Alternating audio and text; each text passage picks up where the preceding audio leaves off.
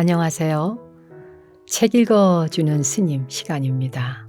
네, 오늘은 운곡선사의 가르침 중에 운명을 바꾸는 방법, 그 가운데서 과오를 인정하라 라는 편을 읽어드리겠습니다. 운명을 바꾸는 법. 운곡선사의 가르침, 운명을 바꾸는 방법. 첫째, 과오를 인정하라. 운곡선사는 내 남은 생애에 대한 공선생의 예언을 물어보았다. 나는 솔직하게 모든 것을 말씀드렸다. 그분은 내가 관리가 되거나 아들을 가질 만한 자격이 있다고 생각하는지 물어보았다. 내가 과거 행적과 태도를 돌이켜보고 나는 그럴 자격이 없다고 대답했다. 관리가 되는 사람들은 모두 복의 상을 가졌으나 나는 그렇지 못했다. 또한 나는 덕을 쌓아 복을 이루는 일도 하지 않았다. 나는 성질이 급하고 도량도 좁고 다른 사람들을 억누르며 내 지능과 능력을 자랑하곤 했다. 나는 마음 내키는 대로 행동하고 자제하지 않고 말했었다. 이 모든 것들이 행운과 덕이 부족한 증거였다. 어찌 내가 관리가 될 수 있을 것인가? 운곡선사는 이 의문에 관하여 직접 대답을 하지 않았다. 오히려 그는 요범 선생에게 질문을 던져 그가 스스로 자신을 돌이켜보아 과오와 괴로움의 원인을 찾고 자신이 관리가 될 수 있는지, 자식을 가질 자격이 있는지를 판단해 보도록 가르쳤다. 물론 운곡선사와 요범 선생 사이에 이루어진 대화는 이 두 의문에 국한된 것이 아니었으나 요범 선생에게는 이 두 의문이 가장 중요했다. 나머지 일들에 대하여는 말할 필요가 없었다. 요범 선생은 운곡선사가 물은 것을 오랫동안 생각했다. 그리고 솔직하게 아니라고 대답했다. 그가 관리가 되거나 자식을 가질 자격이 없다고. 우서금 선생은 요범 사원에 관한 그의 주해에서 요범 선생의 정직함에 대하여 정직이야말로 공덕을 이루는 초석이다. 만약 어떤 사람이 자신의 과오를 감추거나 얼버무리고 실수를 덮어버린다면 어떻게 그의 미래가 밝아질 수 있겠는가라고 말했다. 우리가 정직하여 자비로운 선생들을 만나면 그들이 우리를 좋은 길로 인도한다. 만약 우리가 정직하지 않고 교만하면 그들은 웃을 뿐 우리에게 진지하게 가르쳐 주지 않는다. 요범 선생은 그의 과오를 깊이 뉘우쳤고 바로 이 점이 그의 운명을 바꾸는 열쇠가 되었다. 그는 운곡선사에게 그에게는 관리가 될 사람에게 매우 중요한 복상이 없으므로 관리가 될 자격이 없다고 말했다. 백성들은 복이 없는 관리의 지배를 받으면 고통을 당하나 복이 있는 관리를 만나면 혜택을 입는다. 고대 사회제도를 조사해 보면 우리는 공부를 하여 합리적인 사람들은 다투지 않았음을 알 수 있다. 또한 어떤 황제들은 매우 현명했음을 알 수 있다. 예로서 당태종은 매우 박식하고 도량이 커서 백성들의 존경을 받았다. 황제가 되는 것이 뭐가 그리 좋은가? 무거운 책임을 안게 된다.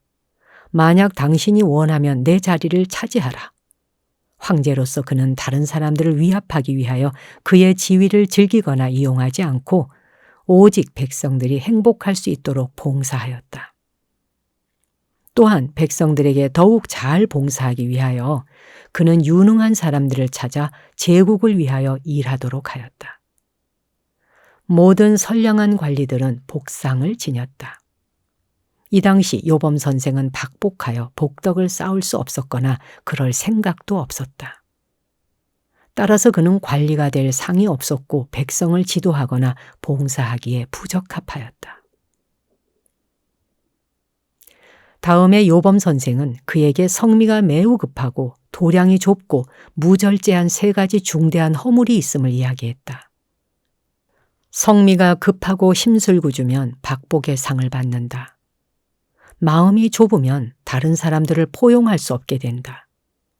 이러한 나쁜 성질들 때문에 다른 사람들을 잘 관리할 수도 이끌 수도 없게 되거나 공정하게 봉사할 수 없게 된다. 또한 그는 자신이 방종했고 지능을 과시하기를 좋아했음을 솔직히 시인했다. 그는 자기가 원하는 것이면 무엇이든 다 했다. 이것 또한 타인들이 쉽게 참기 어려운 것이었다. 그는 무분별하고 무책임한 말을 했고 다른 사람들의 처지를 생각하지 않았다. 이러한 모든 결점들이 행운보다 불행을 불러왔다. 진실로 행운을 가진 사람은 친절하고 정직하고 관대하다. 그들의 말과 행동은 조용하고 위엄이 있다. 공자께서 말씀하셨다. 위엄이 없으면 다른 사람들을 승복시킬 수 없다. 오직 위엄과 다른 사람들의 존경심을 일으킬 능력이 있을 때 우리들은 다른 사람들과 효과적으로 교섭할 수 있다. 요범 선생은 그가 젊었을 때 침착하지도 않고 품위도 없었음을 인정하였고 바로 이 점이 그가 불운한 한 이유가 되고 따라서 관리가 될 자격이 없다고 말했다. 옛말에 땅이 더러워야 생물이 많고 물이 맑으면 물고기가 적다고 했습니다. 제가 자식을 가질 자격이 없다고 느끼는 첫째 이유는 결벽증입니다. 둘째 이유는 온화함이 생명을 양육하는데 저는 화를 잘 냅니다. 셋째로 온화함이 다산의 원인이 되고 사나움이 불모의 원인이 되는데 저는 저의 명예에 이기적으로 집착하고 다른 사람들을 위하여 어떤 것도 희생하지 않으려고 합니다. 넷째 이유는 제가 너무 말을 많이 하여 정력을 지나치게 소모합니다. 다섯째로 저는 술을 너무 많이 마십니다. 여섯째로 저는 가끔 밤을 새우는 일이 있어 정력을 소모하여 자식을 갖지 못했습니다. 이 외에도 저에게는 다 말할 수 없을 정도로 많은 결점이 있습니다. 물고기들은 대체로 맑은 물에서 찾아보기 어렵다. 왜냐? 물고기들이 보이게 되면 쉽게 붙잡힐 것을 알기 때문이다. 이 말은 또한 더러움 없이는 아무것도 잘할 수 없음을 지적하고 있다. 요범 선생은 불결한 것에 대한 지나친 두려움을 갖고 있었다. 청결하고 깔끔함은 좋은 성품이다. 그러나 지나치면 강박증으로 된다. 조그만 더러움도 용납하지 않는 것은 좋은 것이 아니다. 이 점이 그가 자식을 가질 자격이 없는 이유 중에 하나이다. 온화함은 가정이 번영하는 데 도움이 되고 친절함은 건강에 이롭다. 요범 선생의 나쁜 기질은 부자가 못되어 가정이 경제적으로 위태로운 상황에 처하게 된 원인의 하나가 되었다. 뿐만 아니라 조금만 비위가 상해도 화를 내고 불쾌한 것을 전혀 참지 못했다. 이렇게 처신해서 그는 불행해졌고 이 점이 자식을 가질 자격이 없는 또 하나의 원인이 되었다. 자애로움은 남을 보살피는 마음이다. 요범 선생은 이 원리를 알았으나 이에 따라 처신할 수 없었다. 왜냐? 그는 매우 불친절한 사람이었다. 자신의 명성을 과대평가하고 남을 도우려고 하지 않았다. 이 점이 자식을 가질 자격이 없는 또 하나의 원인이다. 또한 너무 말을 많이 하여 정력을 많이 소모하였다. 요범 선생은 그가 자식을 갖지 못한 6가지 이유를 들었다. 처음 3가지 이유들은 결벽증, 화를 잘 내는 것, 그리고 자애심이 없는 것들이다. 이것들은 모두 의지 또는 마음에서 유래된 것들이다. 다음 3가지 이유들은 말을 너무 많이 하고 술을 마시고 밤잠을 자지 않는 것들이다. 이것들은 행위 또는 몸에 관계된 것들이다. 그는 말하고 남을 비판하기를 좋아하였다. 남의 실수를 입방아 찢고 남과 잘 다투었다. 이것들은 몸을 해치고 정력을 고갈시킨다. 또한 과음하기를 즐겼다. 이것은 마음을 해치고 정신을 피로하게 만든다. 마지막으로 친구들과 밤새우며 이야기하고 마시고 즐기며 건강을 돌보지 않고 자식을 가질 자격이 없다 하고 말했다. 자신이 너무 많은 나쁜 습관과 결점들을 가진 것을 알아차리고 요범 선생은 그의 모든 잘못된 행동을 솔직히 인정하고 후회하였다. 자기의 모든 과오를 숨김없이 인정하는 것이 후회하는 것이고 업장을 지우는 것이다. 이 일은 진실하게 해야 효과가 있다. 깨달음은 자신의 과오를 알아낼 수 있을 때 이루어진다. 수행은 자신의 과오를 알아차리고 이를 교정했을 때 이루어진다. 대부분의 사람들은 그들의 실수를 모르고 있기 때문에 진실로 수행하고 있는 것이 아니다. 그러므로 첫 단계는 우리의 나쁜 습성을 알아내는 것이다. 요범 선생은 매우 뛰어난 사람으로 운곡 선사가 한번 묻자 주의 깊게 반성하고 그의 모든 결점들을 알아낼 수 있었다. 이리하여 그때부터 운명을 바꿀 수 있었던 것이다. 어떻게 그는 이 일을 할 수 있었을까? 그리고 평범한 사람은 왜 그렇게 할 수 없을까? 나쁜 습관을 전혀 모르고는 절대 그것을 고칠 수 없다. 요범 선생은 반성하고 모든 부적절한 행동을 찾아내어 교정할 수 있었다. 이렇게 하여 구하는 것을 얻었다. 안으로는 덕스럽고 친절한 행동을, 그리고 밖으로는 부와 자식을 얻었다. 그는 밖으로부터 찾지 않았다. 그가 관세음보살 앞에 자식, 명예, 그리고 부를 구하기 위해 절하고 향을 사르는 것을 보지 못했다. 그러나 오늘날 사람들은 그들이 원하는 것을 단지 맹목적인 예배의 형식을 통하여 구한다. 그들은 원리들을 이해하지 못한다. 그들은 원하는 것을 찾지만 단지 형식만을 취하는 것은 올바른 길이 아니어서 실패하고 만다. 밤낮으로 수많은 사람들이 운명에 의하여 이미 받도록 확정된 부와 자식을 얻으려고 절에 가서 촛불을 켜고 향을 사르는 것을 보게 된다. 무지하여 그들은 그들이 얻은 것은 하늘의 은총에 의하여 허락된 것이라 생각한다. 수행자들은 진리를 이해하고 가르침에 따라 구해야 한다. 운곡 선사가 말했듯이 안과 밖에서 얻어야 한다. 이렇게 해야 구하는 것을 무엇이든지 얻을 수 있다. 운곡 선사는 말씀하셨다. 당신 말대로라면 명예나 자식뿐만 아니라 당신이 평생토록 받을 자격이 없는 것들이 많이 있소. 금생에 수백만 금을 가진 사람은 과거에 그만한 돈을 가질 공덕을 쌓았소. 수천 금을 가진 사람은 그만한 돈을 가질 공덕을 가진 것에 틀림없소. 굶어 죽는 사람은 실제로 그렇게 죽게 예정되어 있소.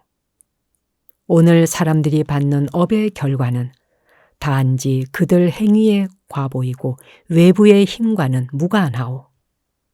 선사의 충고는 매우 중요하다. 단지 미신으로 여겨서는 안 된다.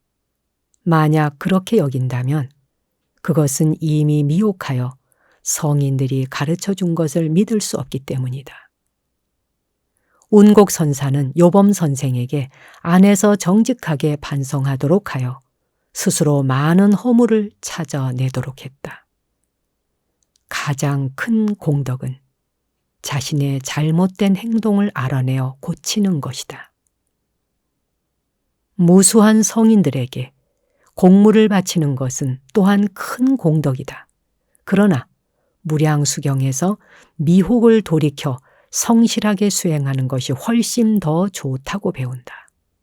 수행은 자신을 바꾸는 것이다. 옛날 성인들은 참회하고 개과하는 것을 큰 덕으로 생각했다. 운곡 선사는 요범 선생에게 그 자신이 비단 자식이나 벼슬 말고도 스스로 가질 자격이 없는 많은 것들이 있음을 분명히 느끼고 있음을 지적했다. 시험에서 높은 점수를 얻어 관리가 되는 것은 전생에서 수행하여 공덕을 쌓은 결과이다.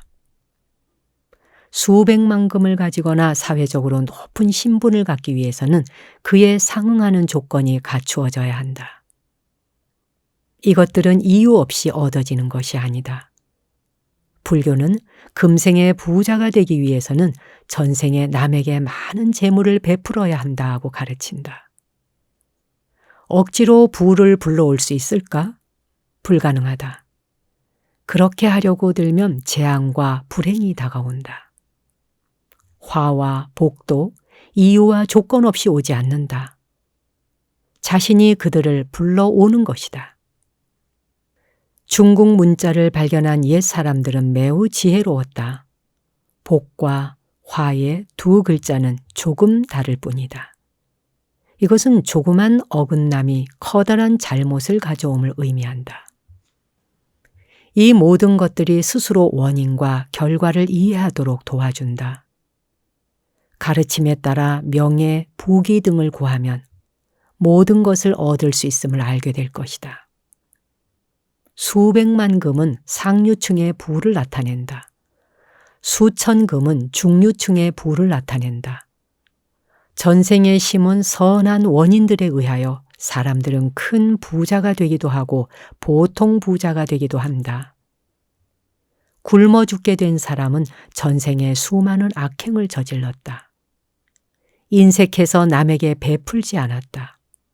오늘날 불행하게도 수많은 사람들이 조그만 선행이나 보시도 하지 않으려고 한다. 남에게는 베풀도록 권유하면서 스스로는 자신의 권유에 따르지 않는다. 그들은 내생에 궁핍해질 것이며 뿌린 대로 거두게 될 것이다. 사람의 일생은 외부의 힘에 지배되지 않는다.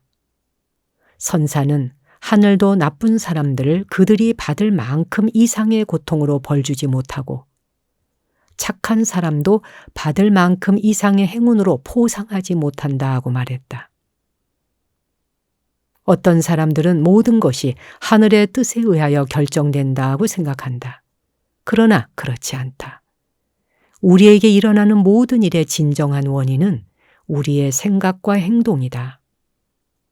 하늘은 우리를 위한 어떠한 계획도 가지고 있지 않다. 참된 지혜로서 우리는 진리를 볼 수 있다. 부와 귀함도, 빈곤함과 천함도 모두 우리 안에 있다.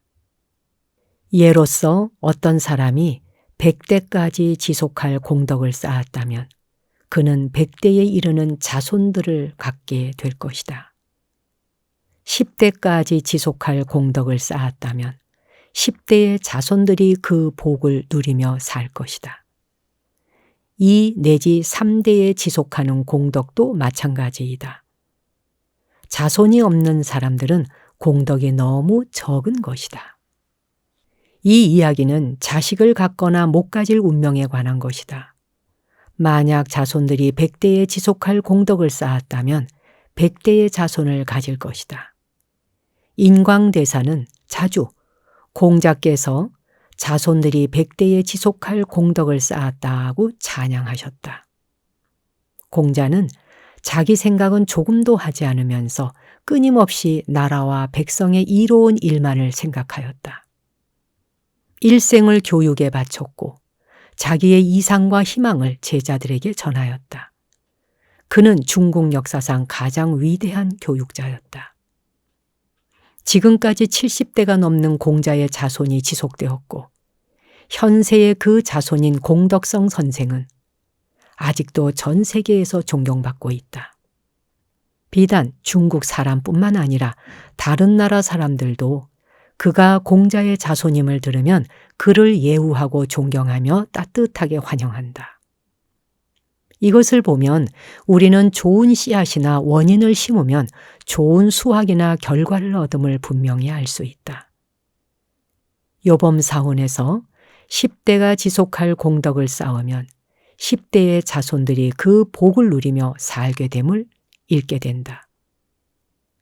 중국 역사를 통하여 황제들은 10대 동안 지속된 청나라처럼 여러 대에 걸쳐 지배할 수 있는 왕국을 세우려고 노력했다. 그러나 그 조상들이 충분한 공덕을 쌓지 않았다면 이것은 불가능했다. 오늘날 사람들은 이것을 모르거나 믿지 않는다. 그들은 오직 필요한 것은 능력, 권모술수, 그리고 지혜라고 생각한다. 그러나 이것들이 아니다. 조상들이 쌓은 공덕과 자신의 전생 덕행이 결합한 결과로 덕 있는 사람들이 가문에 태어나 대가 이어지는 것이다. 과거에는 사람들이 이 문제를 매우 중요하게 생각하였으나 지금은 상황이 완전히 달라졌다. 많은 부부들이 너무 귀찮을 것 같아 자식을 원치 않기도 한다. 뿐만 아니라 지금은 사회복지제도가 있다. 누가 노인들을 보살피는가? 국가가 보살핀다. 늙어서 그들의 생활을 의지할 자식들의 필요가 없어짐에 따라 많은 부부들이 자식을 가질 필요가 없다고 생각하고 있다. 이들은 60대에 은퇴하여 매월 정부로부터 연금을 받을 수 있다. 오늘날에는 노인들이 생계를 자식들에게 의지했던 과거보다 사회보장제도가 잘 되어 있어 이 일이 가능하다. 지금은 더 많은 정부가 노인들을 보살피고 있다. 이 제도가 많은 자식들보다 더 효도하고 있는 것이다. 그러나 자식들은 기억할 필요가 있다. 인과의 법칙은 변하지 않는다. 흉년에 대비해 곡식을 저장하는 것처럼 노년을 위해 자식을 기른다는 것이 보편적인 생각이었다. 우 선생은 그의 주해에서 이 세상을 초월하는 성인들은 욕망과 집착을 끊고 미혹을 없애 지혜를 얻고 범인을 초월하여 성인에 이르는 수행을 가장 큰 공덕으로 생각하였다. 불행히도 이 경지의 수행을 보통 사람들은 이해하지 못한다. 노년을 위하여 자식들을 기른다는 생각은 오늘날에도 아직 존재한다. 보통 젊은이들이 발심하여 비구나 비구니가 되고자 할 때 그들의 가족이나 친구들이 온 힘을 다해 만류한다. 불교를 이해하지 못하고 이들은 자손이 없는 것이 가장 큰 걱정이라 생각하기 때문이다. 불교는 과거, 현재, 미래를 들여다보고 인생과 우주의 진리를 이해한다. 보통 사람들은 오직 우주의 조그마한 부분만을 본다. 이 부분에서 그들은 오직 인간의 영역만을 보았을 뿐이다. 이 영역에서 그들은 오직 현재만 본다. 그들은 과거나 미래를 보지 못하므로 부처님이나 보살처럼 분명히 알 수 없는 것이다. 가족 중에 한 사람이 비구나 비구니가 될 때 훌륭한 일이므로 참으로 가장 기뻐할 만하다. 비구나 비구니들은 세속적인 삶을 버리는 수행에 진지하게 정진해야 한다. 왜냐하면 만약 이루지 못하면 사막도에 떨어지기 때문이다. 불교에서는 자주 쌀 한 톨 공양이 수미산만큼 크고 이승의 생사의 윤회를 초월하지 못하는 비구나 비구니는 내생이나 그 다음 생에서 짐승처럼 일하여 그 빚을 갚게 된다고 말한다. 정토 수행자는 어떤 경지에 이르러야 하고 육도를 초월해서 정토에 왕생해야 한다. 소승불교 수행자들은 최소한 여러 가지 삿된 견해를 끊어버린 임류의 경지에 이르러야 한다. 이 경지는 소승불교 사성인의 단계에서 가장 낮은 단계이다. 이 단계에 이른 수행자는 7번 더 천계와 인간계를 거듭 태어나게 된다. 이리하여 비록 시간이 많이 걸리지만 이들은 아라한과를 얻게 된다. 그러나 사막도에 떨어지지 않음으로써 그들은 성취했다고 볼 수 있다. 이 기준에 비추어 볼 때 대승불교에서 성취의 최소 기준은 우리가 집착의 일부를 벗어나고 88종류의 삿된 생각과 견해를 끊는 것이다. 만약 우리가 이것들을 끊을 수 없다면 성취한 것이 아니다. 이것들을 끊어버리는데 성공한 대승불교 수행자들은 초신위, 처음에 믿음의 경지에 이르러 여러 가지 삿된 견해를 끊어버린 소승불교 수행자들의 임유의 경지에 이른다. 이러한 성취 없이는 여전히 전생과 금생의 진 빚을 갚으면서 끊임없이 육도에 환생한다. 이것은 비구나 비구니가 되었을 때 전 우주로부터 받은 모든 공양을 하나하나 갚아야 함을 의미한다.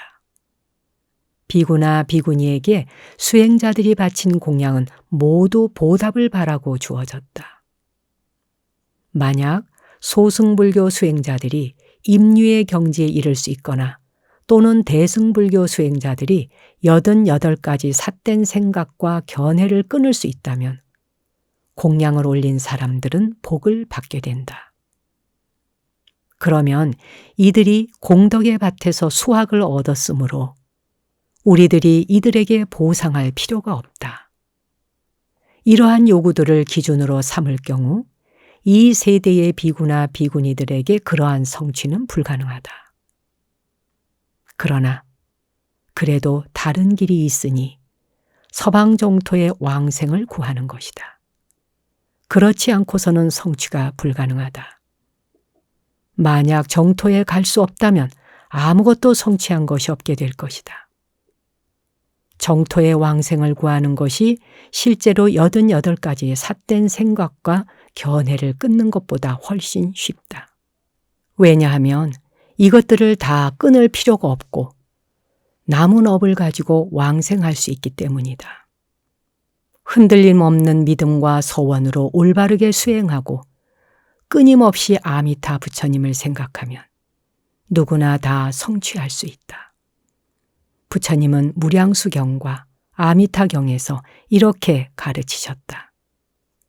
따라서 속세를 버리고 비구나 비구니가 될 때 반드시 성취해야 한다. 자, 오늘은 여기까지 낭독하도록 하겠습니다. 운명을 바꾸는 방법, 하나, 둘, 셋 이렇게 시리즈로 나오는데요. 오늘은 첫 번째, 과오를 인정하라에 대한 부분이었거든요. 이 말씀만 새기기에도 사실 굉장히 벅차실 거예요. 과오를 인정하는 거 정말 참 쉽지 않은 일인데 그런데 이제 용기도 나죠. 그래 해보자 하는 생각도 들잖아요. 화를 잘 내고 흥분하기 쉬운 사람, 또 경박하고 참을성이 없는 사람, 거만하고 무례한 사람, 이런 것이 다 허물이라는 거잖아요. 근데 이러한 과오를 스스로 그렇다라고 인정하면서 그걸 고쳐가려고 해야지만이 운명을 바꿀 수 있다는 거죠. 오늘은 여기까지 낭독하도록 하겠습니다. 다음 시간에 이어서 또 읽어드리겠습니다.